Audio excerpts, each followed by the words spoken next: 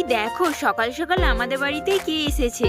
এসেছে তো ভালো কথা, কিন্তু বাড়ির অবস্থা দেখো পুরো খারাপ করে দিয়েছে, চারিদিকে লন্ডভন্ড করে দিয়েছে। তো হাই, কেমন আছো তোমরা সবাই? আমার চোখ মুখ দেখে নিশ্চয়ই তোমরা বুঝতেই পারছো আমি সবেই ঘুম থেকে উঠেছি। যদিও আমি এখন ঘুম থেকে উঠতামই না, উঠতে হলো কারণ আমাদের বাড়ি একজন অতিথি এসেছে। আর অতিথিটা কে তোমরা নিশ্চয়ই বুঝতেই পেরেছো। তো আর কি করা যাবে, যেহেতু ঘুম থেকে উঠে পড়েছি, কন্টিনিউ মিনি ব্লগটা করা যেতেই পারে।